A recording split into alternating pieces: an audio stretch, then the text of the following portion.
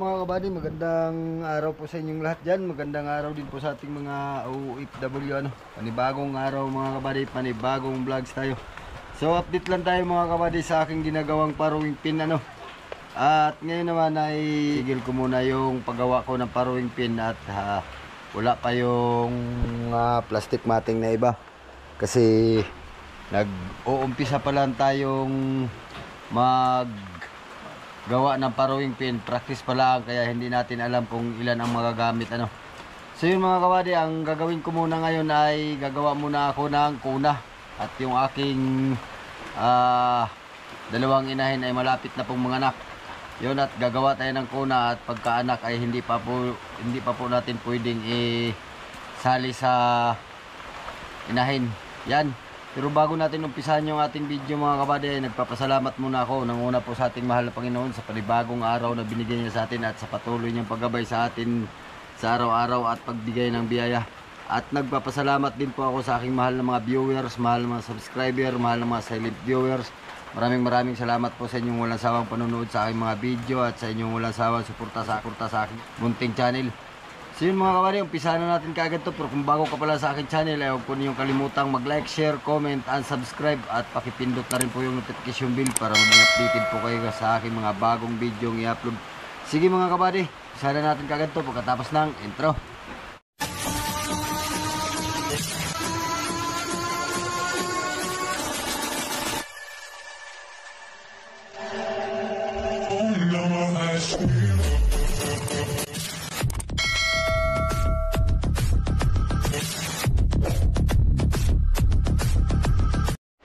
So yun, ito yung ginagawa kong paruwing pin mga kabady, ito, yan. At dahil nga una nating pagawa, kaya sablay yung una nating gawa. Yan. Ito po ang naging diferensya ng baguhang magagawa, kasi hindi alam ang sukat, hindi pa alam ang diskarte kung alin ang unahin, ito baga o ikabit buga ito muna. Yan. So ito mga kabady, kaya sumablay ito, hindi sukat ang mga plastic matting, kasi dito ito'y inuna ko pagkabit dito. Yan, kaya sumablay siya. Yan may mga kawang talaga mga kabady. Yan. At kaya ang tama palang paggawa mga kabady ay gagawa ka muna nito ng ganito, frame ng lagayan ng mga plastic matting. Yan, ginagawa ko na to. So ito talaga yung sukat na sukat bago natin ikabit sa frame din na ganito ng pagkakabitan, para hindi talaga sumablay. So ipapakita ko sa inyo mga kabady pagkabit ko nito. Ito, yan, papakita ko sa inyo pagkabit nyan para makita nyo na kung alin talaga ang unang gagawin, ito ba o ikabit muna na hindi nakakabit, hindi nakasukat dito sa plastic matting. Yan. So ipapakita ko lang po sa inyo yung aking dalawang inahing mga nganak, Yan. Ito po si Ganda. Yan Ito si Taray. Kami langaw.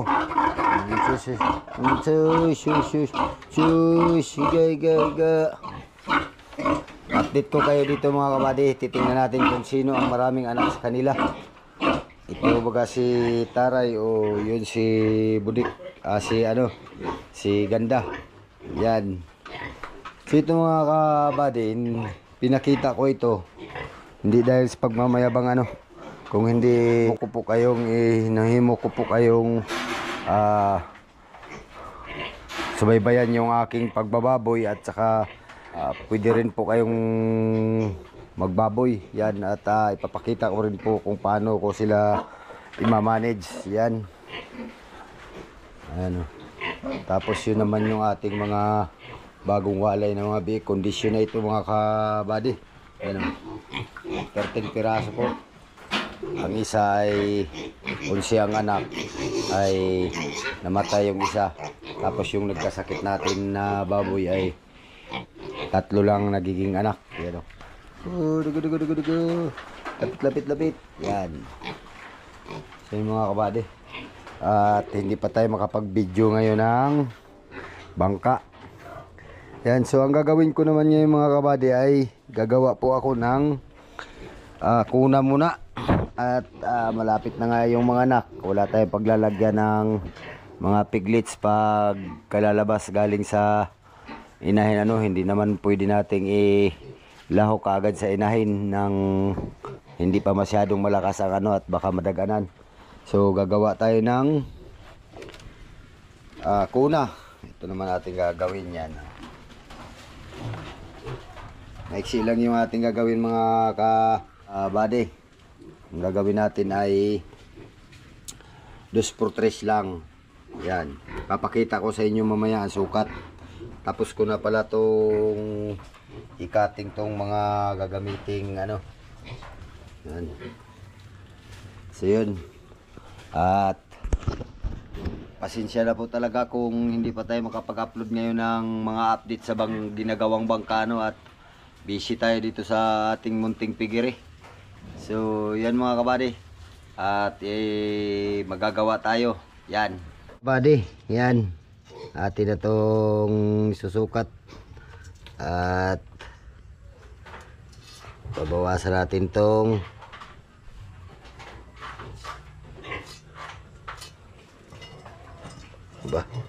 di na nasulat itong ating pang marker mga kabady.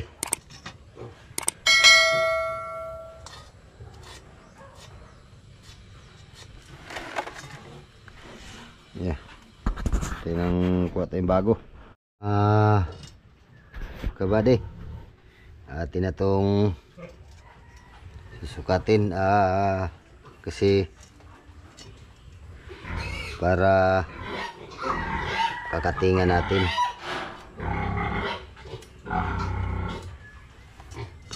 Yan.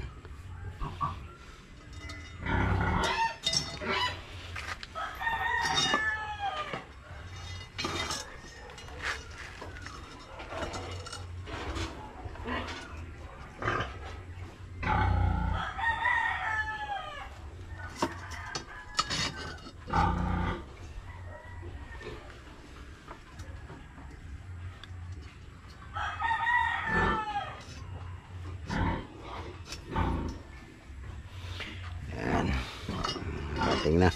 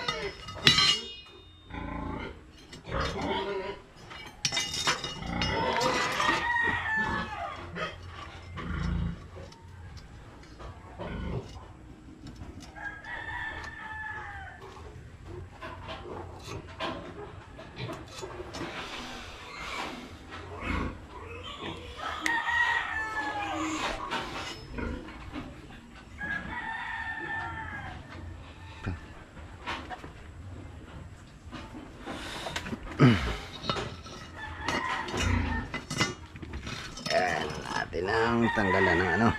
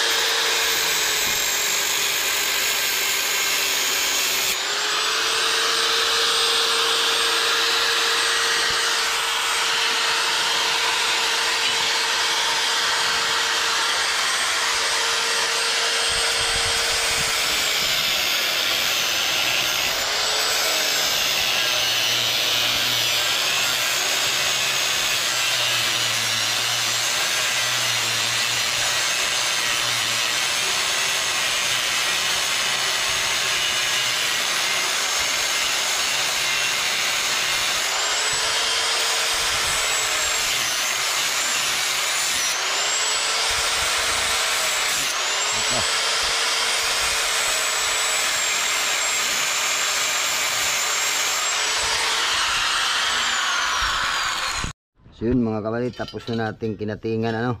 Kaya pagdikit na natin. Yan. I-weldingin na natin to.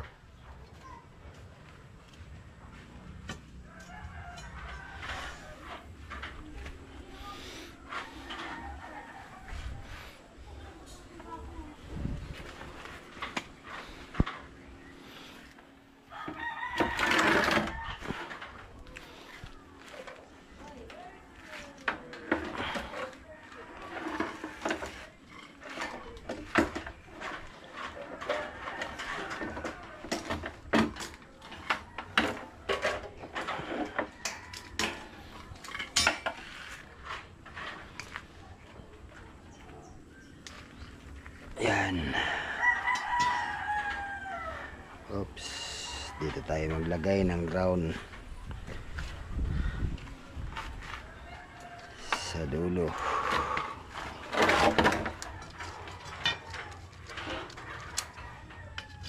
Yan.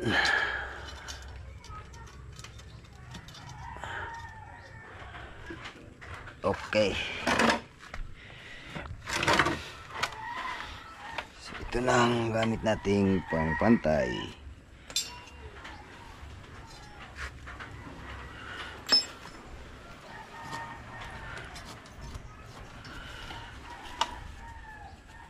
Puno na ng mga pinagkain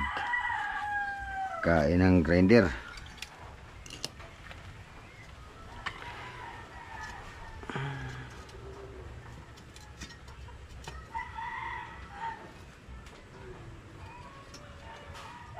Yan. Para sirbol. Ito mga ka-farmers ay pagka mga kabady ay ito'y atin lang ispatan ano. At titingnan natin kung ano, pantay baga yung kanyang hindi ganito. Ganyan.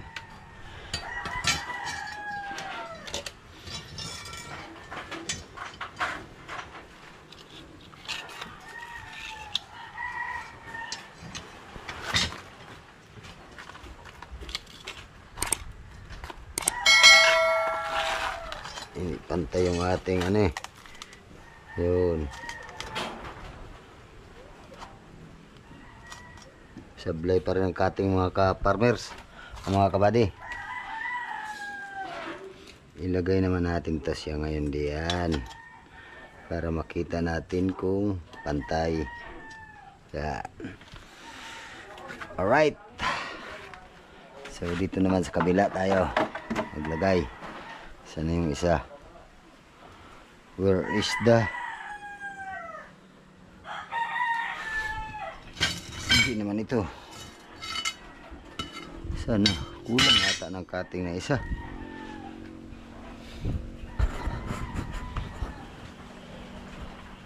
Yun.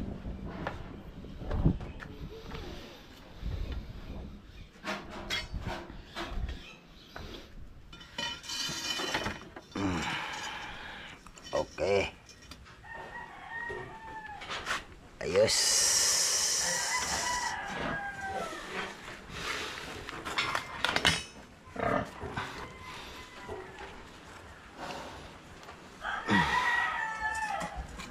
Yan o. Ha?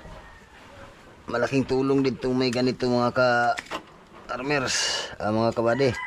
Pag nagawa ka ng ganito. Oh. Okay na. Hindi na yan siya maghiwalay kasi nakadikit na kamagnet na no. Tsaka pantay-pantay po talaga yan. O ngayon, tayo mag-ispat na.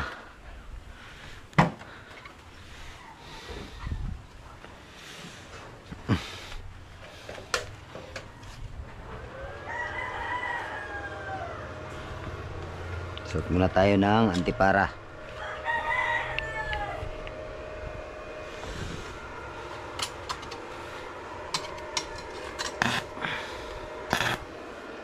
Okay.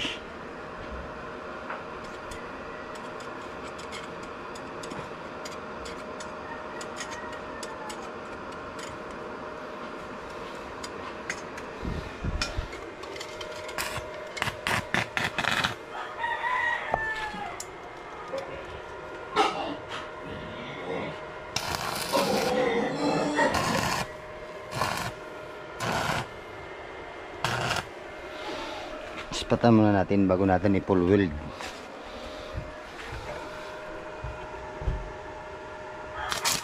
Ayan.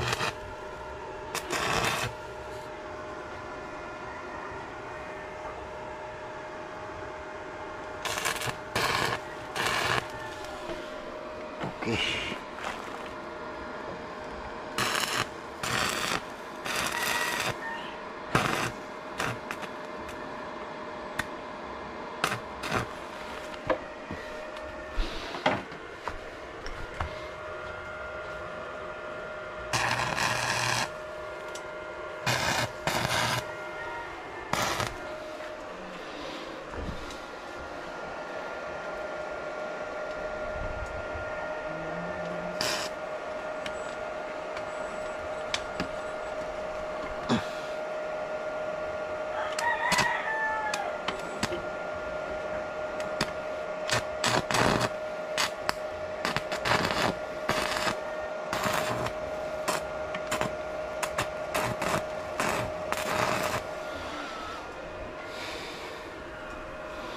Yan.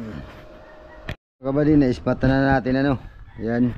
At ating isukat yung plastic matting para makita natin kung ano bago natin i-full weld. Para sure ball.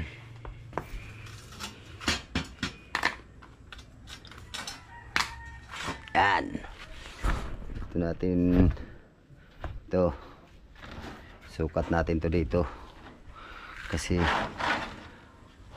paglalagyan lang naman to ng mga bagong panganak para hindi masama muna sa mga ano.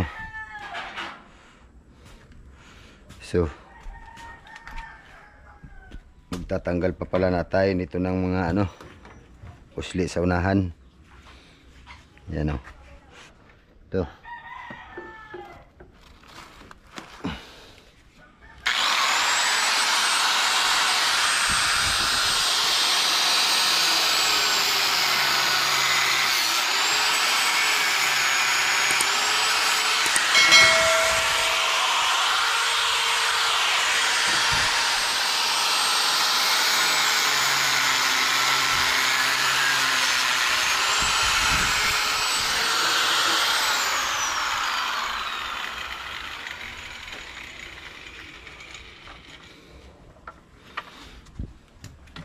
Pare Koy.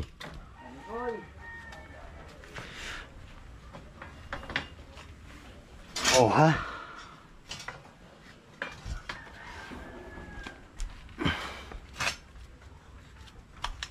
Yun mga kabadyo.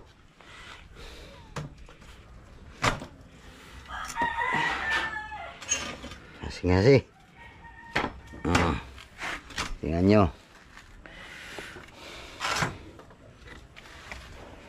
Oops.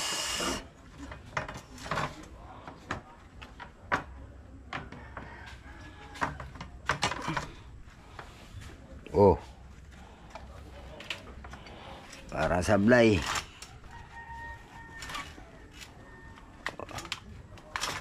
Ganyan ang pagpasakto niyan mga kababade.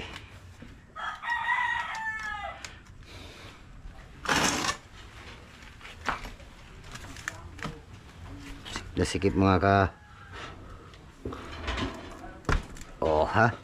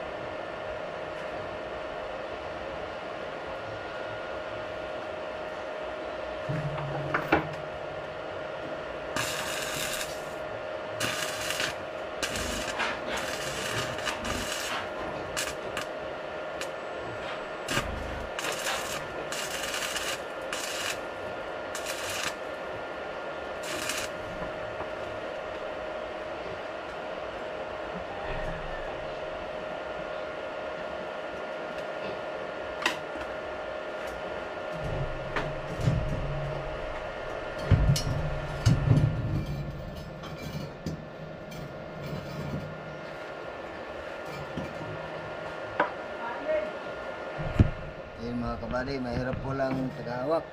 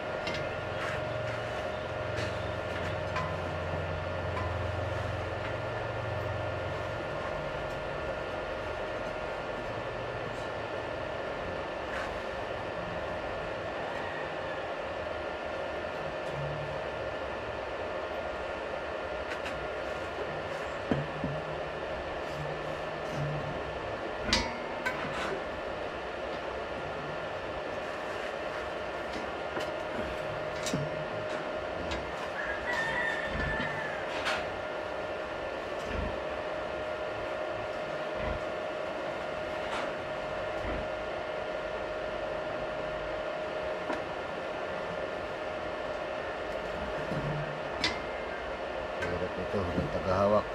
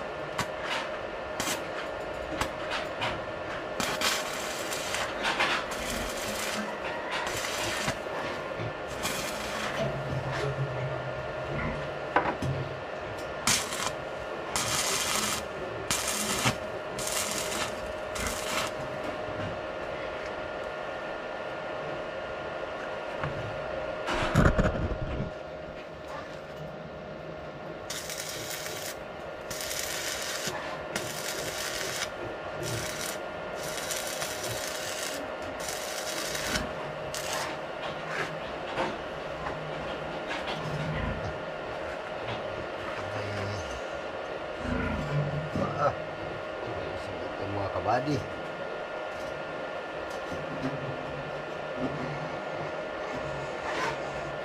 At paano ito isa?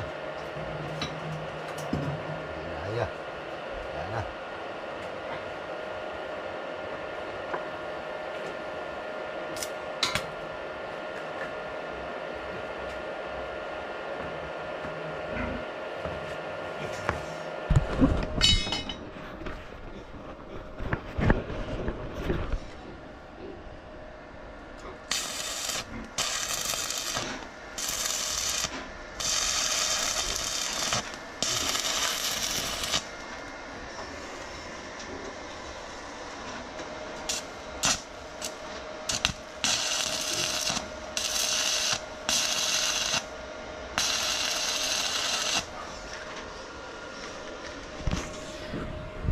So yun mga kabady, update ko na lang kayo pag tapos itong gawa natin ano.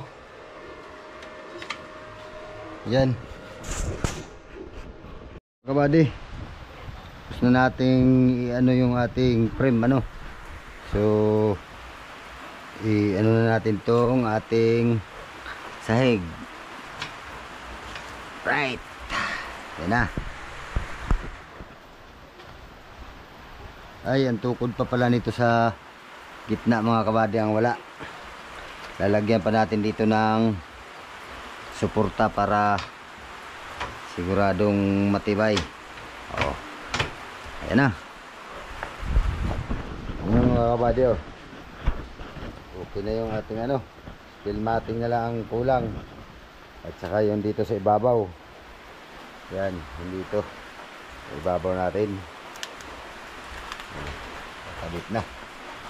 At meron na tayong kuna ng mga piglets. Alright.